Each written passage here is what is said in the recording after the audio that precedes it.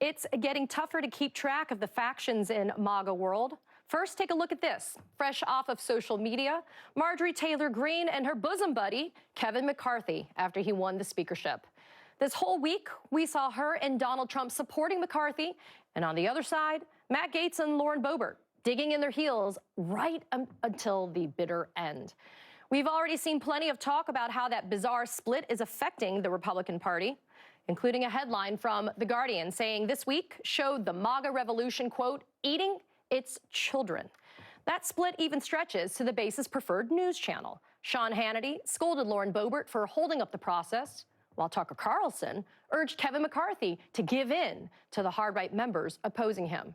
And in case anyone doubted Donald Trump's current influence on the party, here's what Kevin McCarthy had to say about that after he was finally elected Speaker. I do want to especially thank President Trump. I don't think anybody should doubt his influence. He was with me from the beginning. Somebody wrote the doubt of whether he was there, and he was all in. He would call me and he would call others. So which is it?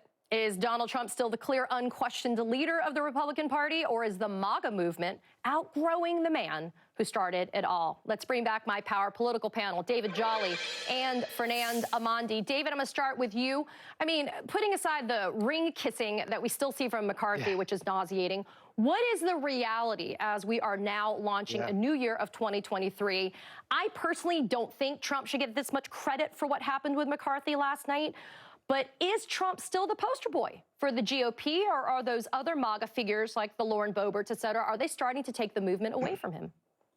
Well, it's still a paradox. You can't win with him, but you can't win without him. He was able to move a minor part of the House caucus, but that minor part was needed for the majority coalition that Republicans have built. And I do want to say, it's actually a pretty disturbing moment to see Kevin McCarthy coming off the 2-year commemoration of January 6th, standing in the hall saying thank you to Donald Trump for all he's done for the party. Kind of a disgusting moment right there. And it also shows exactly the type of person that Kevin McCarthy is. But it is about a coalition, Katie, and you can extrapolate this out nationally, what we know going into a presidential race, which is Donald Trump's power is slipping, but his grip is so tight over the part of the coalition he holds that the party fractures without him. While Democrats have built a coalition in the last 6 years of Republicans, disaffected Republicans and independents joining their cause for health care and education and immigration reform and criminal justice reform,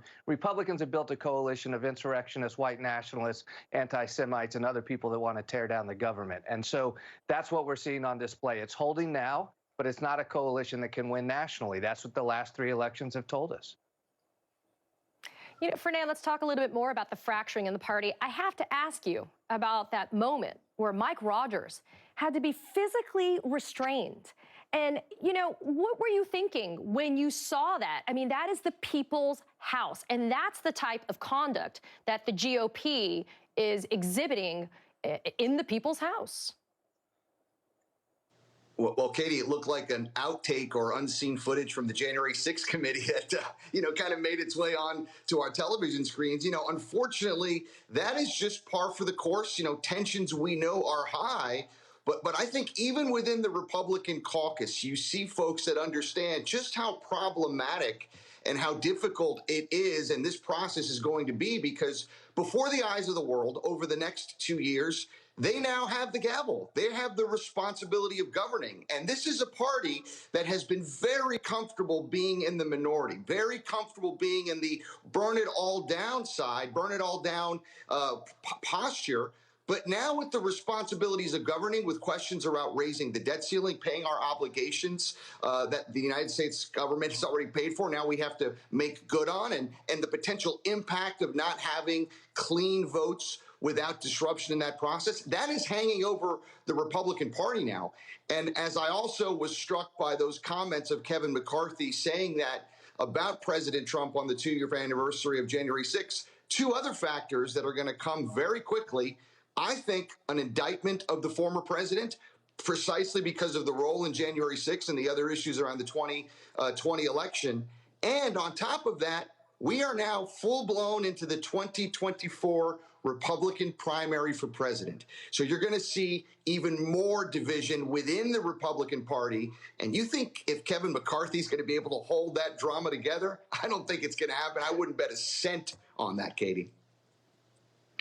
David, the Republicans don't represent the entirety of the United States. I want to take a step back for a second and kind of pick up a little bit on our last block about this rules package. You've been there. You've worked on that floor. Tell our viewers why this rules package is so important. I mean, it sounds like it's a procedural thing. It sounds like this is how it's going to be done. But what are the immediate consequences if we end up having a rules package passed that ends up being as dysfunctionally done as we just saw the last 5 days was?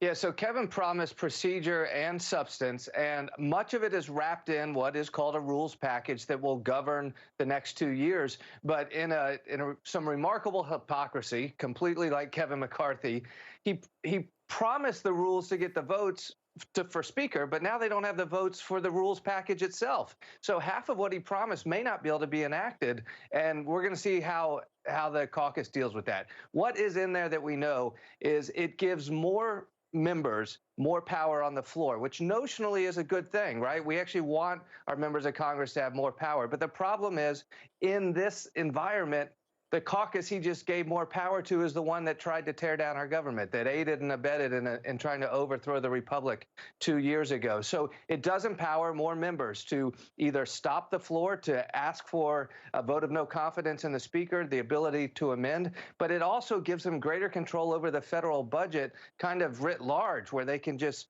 bring down spending in some key areas of education and defense and other places. But the other thing this package does, which is incredibly unusual, is it lists about 6 or 8 bills that now must come to the floor.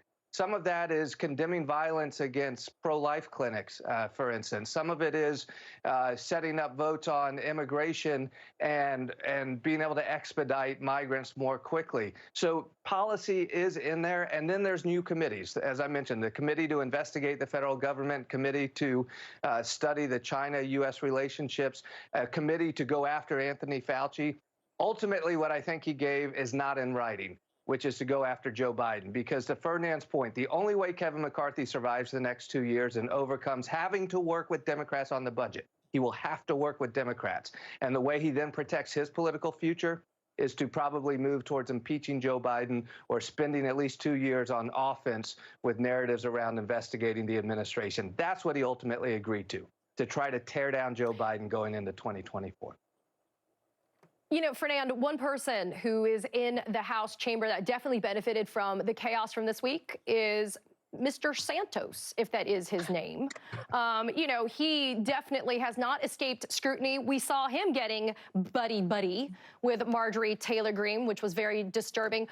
Talk about, Fernand, having somebody like George Santos sworn into office early this morning, and whether or not that's continuing to be a reflection of how the GOP has completely lost its way when it comes to morality, ethics, principles, and frankly, it's just craven now. Now it's let me get where I need to be, and his support of McCarthy got him there.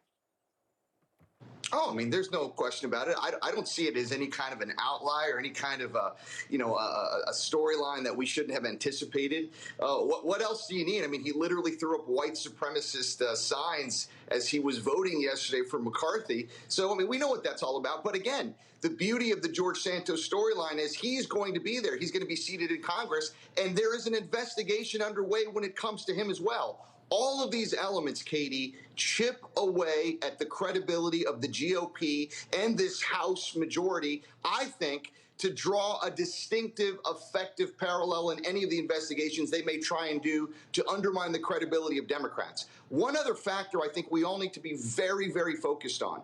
There are perhaps a dozen, maybe a few more Republicans in that Congress that are going to run for re-election in 2024 in districts that Joe Biden won. At any point in this process, okay, and pay very close attention to this, if they start to see this become even more chaotic, I don't know how we can top the chaos of the last 4 or 5 days, and Hakeem Jeffries is able to hold that Democratic caucus united, which I think he will, especially having Speaker Emeritus Pelosi there working with him on the side, that's going to be another problem because I think they're going to start to pick away, they're going to bail, And then there are the others, the retirements. You're going to have some members start to say, after a couple of weeks of this, I'm not going to put up with this much longer. I may just bail, but I'm not going to be and go down in my legacy and history with the Burn It All Down caucus. I might form kind of a unity coalition with Democrats and other sensible Republicans to the extent there's any left, and not the Santos wing, who's representing the new Congress today, Katie. Fernand, I think you're launching 2023 on such an optimistic foot. I don't know if I necessarily subscribe to that. I will thank you, though, for that optimism. I think we all need it, and maybe the dysfunction will dissipate. I want to thank my Saturday Morning Power political panel, David Jolly, Fernand, Amandi, my friends. Thank you for launching 2023 with me. I appreciate it. And coming up...